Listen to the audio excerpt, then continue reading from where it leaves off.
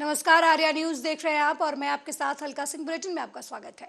Punjab police को बड़ी कामयाबी मिली है। हथियार तस्कर को पुलिस ने गिरफ्तार किया है, साथ ही 4 पिस्टल बरामद किए हैं।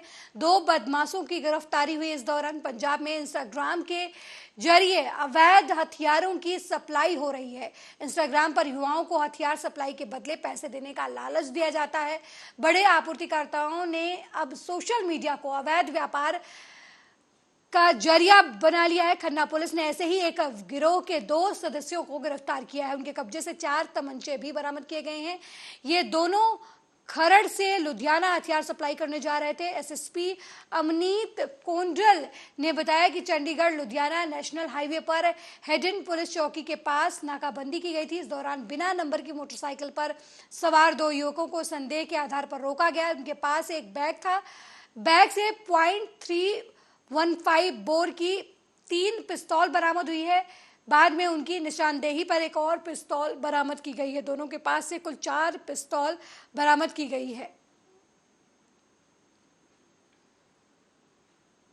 ਖੰਨਾ ਪੁਲਿਸ ਦੀ ਕੰਟੀਨਿਊ ਡਰਾਈਵ ਚੱਲ ਰਹੀ ਹੈ ਮਾੜੇ ਅਨਸਰਾਂ ਦੇ ਖਿਲਾਫ। ਉਹਦੇ ਹੀ ਕੰਟੀਨਿਊਏਸ਼ਨ 'ਚ ਸਾਨੂੰ ਪਿਛਲੇ ਦਿਨੀ ਸਫਲਤਾ ਮਿਲੀ ਹੈ ਜਦੋਂ ਸਾਡੀ ਸਮਰਾਲਾ ਪੁਲਿਸ ਔਰ ਸੀਆਈਏ ਦੀ ਟੀਮ ਨੇ ਜੁਆਇੰਟਲੀ 2 ਦੋਸ਼ੀ ਗ੍ਰਿਫਤਾਰ ਕੀਤੇ ਤੇ ਉਹਨਾਂ ਤੋਂ ਸਾਨੂੰ 4 ਅਸਲੇ ਬਰਾਮਦ ਹੋਏ ਹੈ। ਇਹਦੀ ਡਿਟੇਲ 'ਚ ਮੈਂ ਦੱਸਣਾ ਚਾਹਾਂਗੀ ਕਿ 17 ਜੁਲਾਈ ਨੂੰ ਥਾਣਾ ਸਮਰਾਲਾ ਦੀ ਪੁਲਿਸ ਪਾਰਟੀ ਚੈਕਿੰਗ ਲਈ ਹੈਡੋ ਜਿਹੜੀ ਚੌਂਕੀ ਹੈ ਉਹਦੇ ਸਾਹਮਣੇ ਮੌਜੂਦ ਸੀ ਜਦੋਂ ਇੱਕ motorcycle Bajaj Pulsar without number plate ਉਹਦੇ ਉੱਤੇ ਉਹਨੂੰ ਸ਼ੱਕ ਦੇ ਬਿਨਾਂ ਤੇ ਇੰਟਰਸੈਪਟ ਕੀਤਾ ਗਿਆ ਤੇ ਉਹਦੇ ਤੇ 2 ਨੌਜਵਾਨ ਸਵਾਰ ਸੀਗੇ। ਜਦੋਂ ਉਹਨਾਂ ਦੀ ਆਇਡੈਂਟੀਟੀ ਪੁੱਛੀ, ਇੱਕ ਦਾ ਨਾਂ ਸੀ ਅਭਿਸ਼ੇਕ ਸਕਸੈਨਾ ਵਾਸੀ ਸੈਕਟਰ 40A ਚੰਡੀਗੜ੍ਹ ਔਰ ਦੂਜਾ ਅਮਨ ਉਹ ਵਾਸੀ ਸੈਕਟਰ 39 ਮਲੋਆ ਕਲੋਨੀ ਚੰਡੀਗੜ੍ਹ ਔਰ ਉਹਨਾਂ ਦੇ ਕੋਲ ਇੱਕ ਪਿੱਠੂ ਬੈਗ ਸੀ ਜਿਹਦੀ ਜਦੋਂ ਤਲਾਸ਼ੀ ਲਈ ਗਈ ਉਹਦੇ 'ਚ 3 ਦੇਸੀ ਕੱਟੇ 315 ਬੋਰ। वहीं कन्नौज भूमाफिया से परेशान सेना का जवान परिवार सहित पलायन कर चुका है। पुश्तैनी जमीन पर माफियाओं का कब्जा किया गया है। मुख्यमंत्री से भी सेना का जवान गुहार लगा चुका है, लेकिन अभी तक उसे न्याय नहीं मिला है। कुरसहायगंज कोतवाली के करमुल्ला गांव की यह खबर बताई जा रही है, जहां भूमाफियाओं से परेशान सेना का जवान न्याय के लिए भटक रहा है। इतना ही नहीं, भूमाफियाओं के खौफ के चलते अपने परिवार का सहित वो गांव से पलायन भी कर चुका है और अब अपनी पैतृक जमीन पाने के लिए अधिकारियों के चक्कर काट रहा है। भूमाफियाओं के खौफ के कारण भीषण गर्मी में भी सेना का जवान अपने गांव जाने के लिए बुलेट प्रूफ जैकेट और हेलमेट का इस्तेमाल करने को मजबूर है, जबकि 2017 से अधिकारियों के चक्कर काट रहा है। ये सेना का जवान जगत सिंह आगरा में तैनात है और अपनी जमीन वापस पाने के लिए मुख्यमंत्री से भी न्याय की गुहार लगा चुके हैं, लेकिन अभी तक सेना के जवान को न्याय नहीं मिला है। 2.5 साल से हम गांव से पलायन कर चुके हैं। रीजन इसका कारण ये है कि जो हमारी पैतृक घर था पहले उस पर कब्जा किया गया, जो कि और अंदर पड़ता है। किसने कब्जा किया? इन्होंने विद्यालय। फिर हमने इसकी जानकारी अपने अधिकारी जो एसपी साहब थे, जो डीएम साहब से उनसे गुहार लगाई। ये है 2017 की बात, जब बीजेपी की सरकार बनी ही थी। उस समय जो काफ़ी शक्ति चल रही थी, तुरंत जो है सरकार आई एक्शन में और उस मकान को हमें वापस दिलाया गया। इसके बाद में इन्होंने क्या किया कि मेरी ही जमीन जो रोड के किनारे पड़ती है खेती उसी पे जाकर के इन्होंने कब्जा करा दिया। कितने बीघा? वो 4.25 बीघा। अच्छा। उसकी कीमत लगभग 1 करोड़ रुपए है इस समय। तो मुझे जानकारी हुई, मैंने आकर के वो उसकी आपत्ति लगाई और वो कार्य रुकवाया। जब कार्य रुकवाया, थाना दिवस में अपनी बात रखी, तो थाना दिवस में ही सभी अधिकारियों के सामने उसने कहा हमसे कि या तो तुम गांव छोड़ दो और नहीं तो तुम्हें मरवा देंगे या फिर तुम्हें फर्जी केस में फंसा देंगे। परिवार को ला जाना पड़ा, क्योंकि एक दिन मेरी पत्नी पूजा करने मंदिर में गई, इन्होंने मंदिर पे हमला कर दिया, जिसकी FIR 311/2022 है। उसके अंतर्गत पूरा मैटर अंकित है। और फिर ये देखते हुए हमने अपनी पत्नी को भी और परिवार को व माता पिता को लेकर के संयुक्त परिवार में रख लिया। अभी आप घर में आए हैं, क्या रीजन था? घर में क्या अभी मेरी जो जमीन उसमें जा रही थी हाईवे में अधिग्रहित की गई थी, तो उसमें जो है वो जमीन पे ये अपना हक जता रहे हैं, जबकि उनका कोई अधिकार नहीं था। तो योगी सरकार से क्या मांग है? योगी सरकार से हमारी ये मांग है कि योगी सरकार के अंतर्गत अगर ये इतना बाहुबल है इसके अंदर, तो अब और सरकारों में फिर क्या होता होगा, इससे अंदाजा लगाया जा सकता है।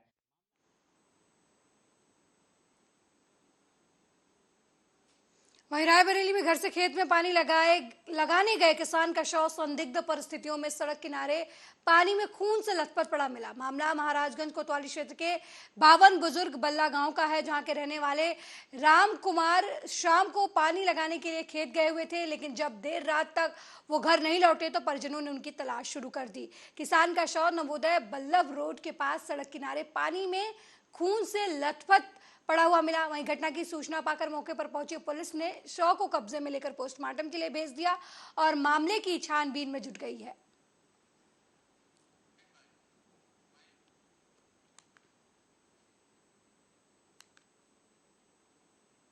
वहीं सरगुजा में छात्राओं के साइकिल वितरण का कार्यक्रम जो है वो रखा गया, जहां पर जिला पंचायत लखनपुर के शासकीय हाई स्कूल 9वीं कक्षा के अमगसी के 46 छात्राओं और कटिंडा के 17 छात्राओं को निःशुल्क सरस्वती साइकिल वितरण योजना के तहत साइकिल दी गई। कार्यक्रम में मुख्य अतिथि प्रदेश कांग्रेस प्रतिनिधि विक्रमादित्य सिंह देव, लखनपुर उपाध्यक्ष और शिक्षा स्थायी समिति के अध्यक्ष अमित सिंह देव भी शामिल हुए।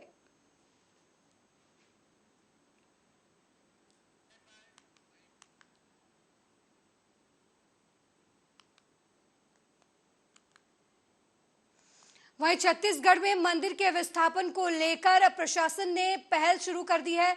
लोगों से उनकी राय मांगी गई है, जिसमें से 90% लोगों ने मंदिर के विस्थापित होने की बात जो है वो स्वीकारी है। जिला मानेंद्रगढ़ में चिरमिरी के बरतुंगा स्थित सती मंदिर के विस्थापन को लेकर SECL प्रबंधन और प्रशासन की टीम ने एक सराहनीय पहल शुरू की है, जिसको लेकर आम जनमानस की रायशुमारी के लिए बैठक की गई, जिसमें से 90% से अधिक लोगों ने सती मंदिर विस्थापन के पक्ष में अपना विचार रखा। अब देखने वाली बात यह होगी कि SECL और जिला प्रशासन की टीम सती मंदिर को कब और कहां स्थापित करती है।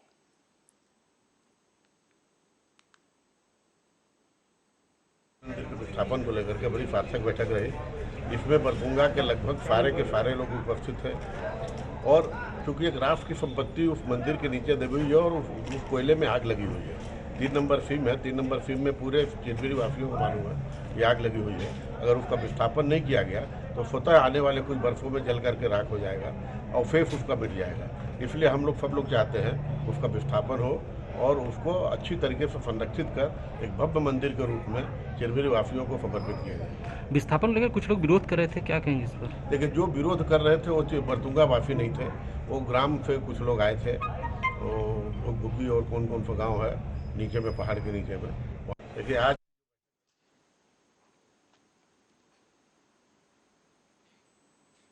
वहीं सरगुजा में युवती की हत्या के मामले में सरगुजा पुलिस को सफलता मिली है। पुलिस ने हत्या के आरोपी को घटना के कुछ घंटों के बाद ही गिरफ्तार कर लिया। मिली जानकारी के मुताबिक थाना दरिमा और विशेषगंज पुलिस टीम की तरफ से मामले में तुरंत कार्रवाई करते हुए आरोपी को गिरफ्तार किया गया है। मृतका का किसी अन्य युवक से प्रेम संबंध होने की आशंका पर आरोपी युवक ने युवती की हत्या कर पास के तालाब में युवती का शव दफन कर दिया था।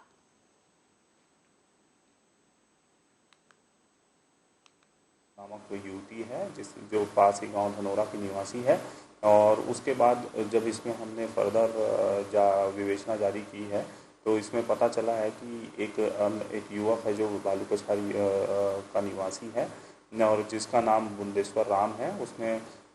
उसके साथ उक्त युवती का जो है प्रेम प्रसंग था और उस दिन भी जिस दिन यह युवती गायब हुई थी उसके साथ वो गई थी। इन लोग अपने भालू कछार में लेकर उस युवती को अपने खेत की ओर लेकर गया था और वहाँ पर इस बात को लेकर दोनों के बीच विवाद हुआ कि वो युवक ने कहा कि तुम अन्य युवकों से बात करते हो जो मुझे पसंद नहीं है। इस आधार पर हम लोगों के बीच लड़ाई हुआ और बाद में क्रोध में आकर जो युवक है उसके द्वारा उसकी गला दबाकर हत्या कर दी गई और उसके मोबाइल को वहीं पास में नाले में फेंक दिया गया था।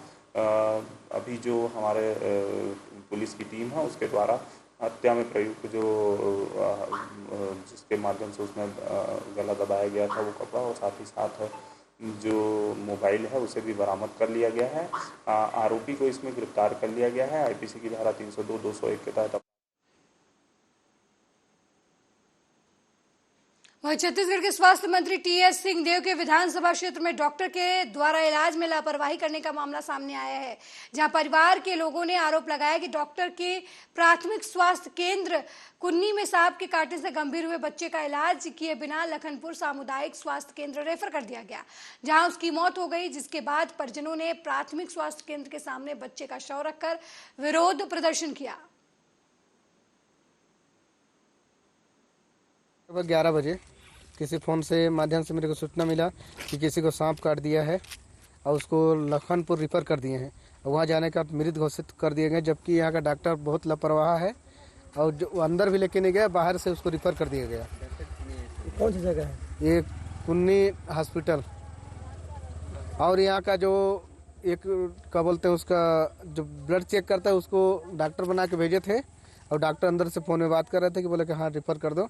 इन लोग का आगे से पुर्जा बना के रखते हैं, कोई पेशेंट आए जो इसी भी रहे सबको लखनपुर रिफ़र कर दो। यहाँ मैं सुनने में आया मेरे लगभग 11 बजे किसी फ़ोन से माध्यम से मेरे को सूचना मिला बिस्तर में चाय दे सुबह 5 बजे देखे लड़का हर उठीस तो उठाई समूला फिर रैंक के बाहर निकल गई, फिर बाइक में लाने हाँ तो फिर का ये जग नहीं देखिन डॉक्टर मन सीधा बहरी ले रिफर कर दहीन, निकल बे निकरिन डॉक्टर मन।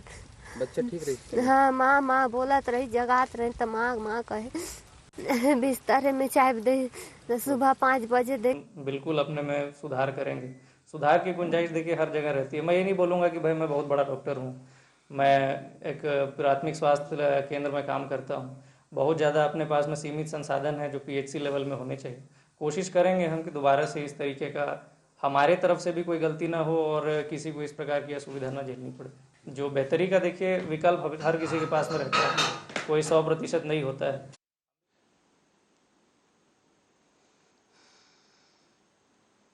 वहीं दतिया जिला प्रशासन और पुलिस प्रशासन ने निर्वाचन आयोग के निर्देशों के अनुसार वोट करने के योग्य सभी लोगों के नाम निर्वाचन सूची में शामिल करने के लिए तैयारियां शुरू कर दी हैं। उसके लिए 2 अगस्त से प्रक्रिया शुरू की जाएगी, जिसमें 18 साल की आयु पूरी कर चुके लोगों को शामिल किया जाएगा। इसके लिए बीएलओ सहित निर्वाचन से जुड़े वरिष्ठ अधिकारी मॉनिटरिंग कार्य देखेंगे। कलेक्टर संदीप माकिन ने बताया कि जिन पात्र लोगों की उम्र 1 अक्टूबर और 2023 को 18 साल पूरी हो चुकी है, उनके नाम अवश्य जोड़े जाएंगे।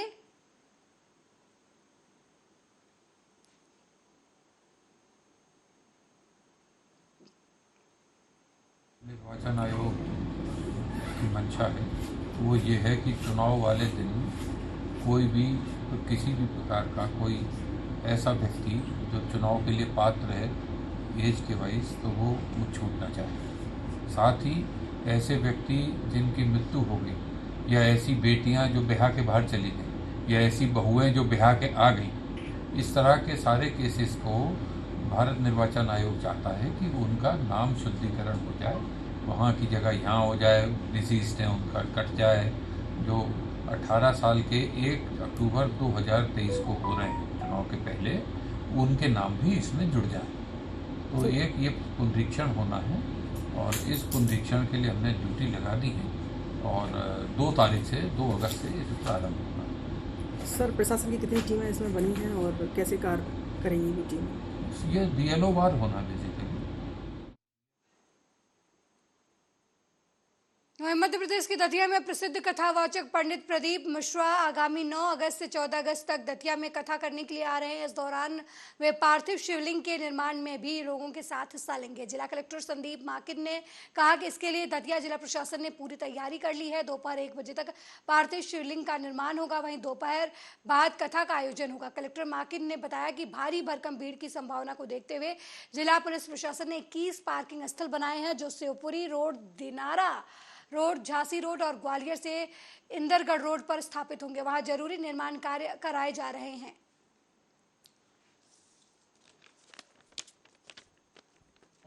अगस्त से लेके और 14 अगस्त तक उक्त दिनों में पंडित प्रदीप मिश्रा जी का कथा कार्यक्रम और मूल कार्यक्रम जो हमारा है वो पार्थिव शिवलिंग निर्माण है, जो कि सुबह 1 बजे तक चला करेगा और उसके उपरांत कथा का वाचन हुआ करेगा। तो हर वर्ष ही लगभग होता रहा है ये, और इस वर्ष होगा इन दिनों। इसके लिए अपार जनसमूह एकत्रित होता है और लॉ एंड ऑर्डर के दृष्टिगत रखते हुए एसपी साहब और उनकी टीम ने कुल 21 स्थानों का चयन किया जो रास्ते शिवपुरी दिनारा होते हुए आ रहे हैं, या झांसी से होते हुए आ रहे हैं, या ग्वालियर से होते आ रहे हैं, या सेवड़ा इंदरगढ़ से आ रहे हैं। उन रास्तों पे अलग अलग स्थानों पे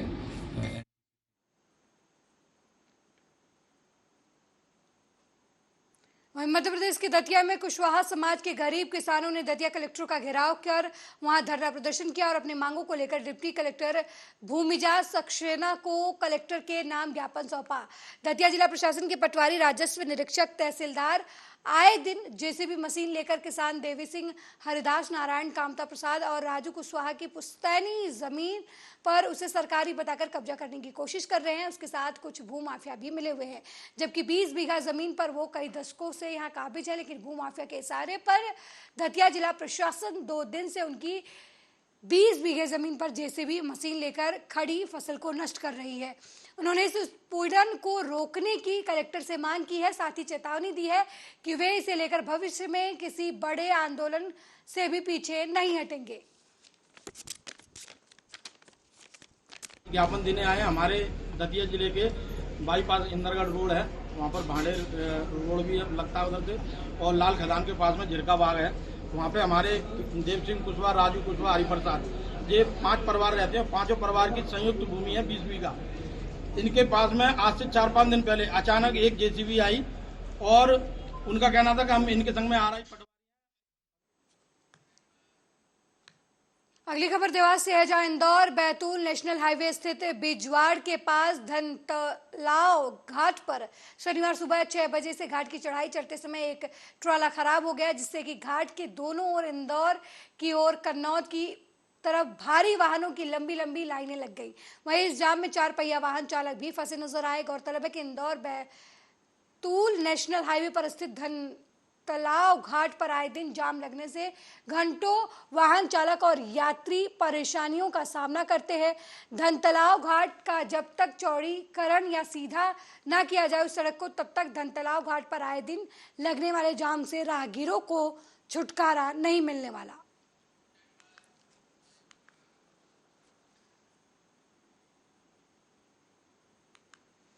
वहीं मंदसौर के भानपुरा तहसील के गांव मोखमपुरा में एक किसान ने जहर पीकर आत्महत्या कर ली। गुस्साए परिजनों ने किसान के शव को लेदी चौराहे पर रखकर 5 घंटे तक धरना प्रदर्शन किया, जिसे देखते हुए जिला कलेक्टर दिलीप कुमार यादव वहां पहुंचे और सभी को न्याय का आश्वासन दिया, जिसके बाद परिजनों ने वहां से जाम हटाया और शव को दाह संस्कार के लिए ले गए। दरअसल आपको बता दें कि मंदसौर जिले भानपुरा तहसील के गांव मोखमपुरा में औद्योगिक इकाई के निर्माण के लिए भूमि पूजन का कार्य प्रस्तावित किया गया था, जिसे देखते हुए नायब तहसीलदार भानपुरा ने 6 मई 2022 को भूमि से अतिक्रमण हटाने के आदेश दिए थे। लेकिन जब किसान ने अपना अतिक्रमण नहीं हटाया तो प्रशासन ने शासकीय भूमि से खुद अतिक्रमण हटवा दिया, जिससे दुखी होकर किसान ने जहर पीकर आत्महत्या कर ली, जिसकी वजह से उसकी मौत हो गई। भाई के साथ में जो हुआ है, मैं तो एक ही शब्द कहूँगी, उसे न्याय मिलना चाहिए। और किसान आंदोलन, ये तो बहुत कम भीड़ है, लेकिन शाम तक काफ़ी भीड़ हो जाएगी और मैं न्याय दिलाकर ही यहाँ से जाऊँगी। जब तक उस भाई का न्याय नहीं मिलेगा तब तक हम यहाँ की भीड़ खत्म नहीं करेंगे। ये मैं अभी 4 रोज पहले उनने ये मामला हमारे मार्गदर्शन में आया था, तो हम यहाँ मिलते गए थे परिवार के लोगों को, उनको आश्वासन दिलाया था कि पूरा समाज आपके साथ खड़ा है और आपको न्याय दिलाएंगे। आपकी न्याय की लड़ाई जय सरदार सेना बैनर के नीचे लड़ी जाएगी और हमने आंदोलन की पूरी तैयारी कर ली थी। 26 तारीख का हमारा पूरा प्लानिंग था। इस बीच पता नहीं ये घटना घट गई। इन लोगों ने जेसीपी करवा के उनके ऊपर FIR करवा के उन लोगों को धमकाया और उन्होंने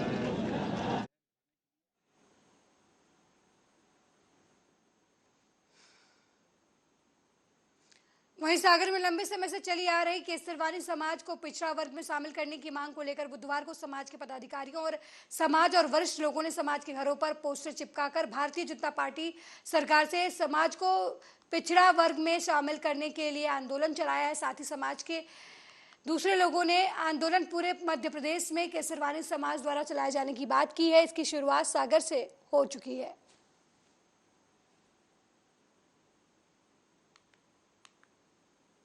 मध्य प्रदेश के 32 विधानसभा क्षेत्रों में अपना प्रभाव रखती है। इस बार पूरी समाज ने तय किया है कि ये अंतिम लड़ाई हम लोग लड़ रहे हैं। चुनाव के पूर्व अगर ये निर्णय सरकार ने नहीं किया, ये सोती हुई सरकार नहीं जागी, तो हम लोग सारी समाज के लोग 32 विधानसभा क्षेत्रों में कांग्रेस पार्टी के साथ खड़े रहने के लिए संकल्पित होंगे और मजबूर होंगे। ये पूरी प्रदेश की समाज ने तय कर रखा है। उसी के तारतम्य में आज चरणबद्ध आंदोलन के रूप में वहीं शिवपुरी जिले के बामूर कला थाना क्षेत्र के रिजौदी गांव में सरकारी जमीन पर बुआई करने को लेकर दबंगों ने दलित परिवार के लोगों पर हमला बोल दिया। इस हमले में दलित परिवार की महिला सहित 4 लोग घायल हुए। बोमर कला थाना पुलिस ने 4 लोगों के खिलाफ मारपीट और हरिजन एक्ट की धाराओं में मामला पंजीबद्ध कर मामले की जांच शुरू कर दी है।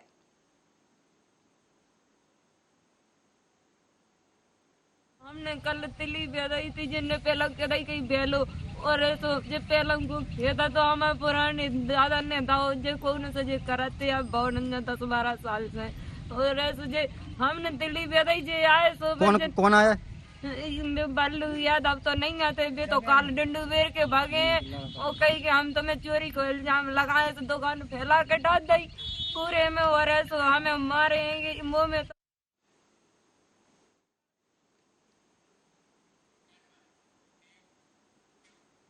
वहीं सीहोर जिले में नदी में बाढ़ आने से करोड़ों रुपए की लागत से बनी पुलिया जो है वो पानी में बह गई। ग्राम धामंदा और दुर्गपुरा के बीच का ये पूरा मामला बताया जा रहा है, जहां पर ग्रामीणों ने का कहना है कि सड़क में पूरी तरीके से घटिया सामग्री का इस्तेमाल हुआ है और सड़क का निर्माण ब्रिज गोपाल कंपनी की तरफ से किया जा रहा है। ग्रामीणों का कहना है कि जब से सड़क का निर्माण हो रहा है उस समय इसमें मिट्टी डाली जा रही थी, यहाँ तक कि सड़क की साइड में भी मिट्टी भरी जा रही थी।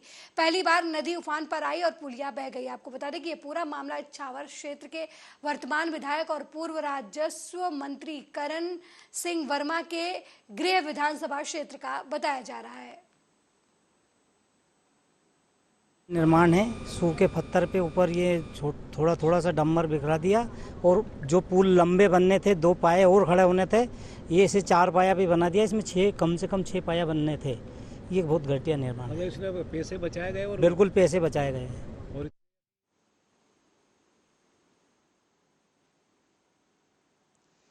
वहीं देर रात को नौकरी करके घर लौट रहे शुभम शर्मा नाम के युवक की बरईपुरा पशु चिकित्सालय के सामने हादसे में मौत हो गई। पूर्व सांसद प्रताप भानु शर्मा के घर के पास 3 दिन पहले ही नियमों का उल्लंघन कर स्पीड ब्रेकर बनाया गया था, जिसकी ऊंचाई भी ज्यादा थी।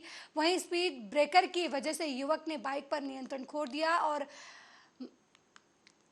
शुभम जब देर रात घर आ रहे थे तभी इस दौरान उनकी बाइक डिसबैलेंस हुई और गुमटी में जा टकराई, जिसकी वजह से युवक की मौत हो गई।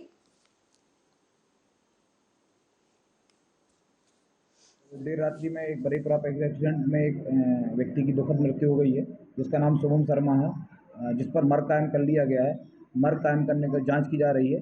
जांच पश्चात समुचित वैधानिक कार्रवाई की जाएगी।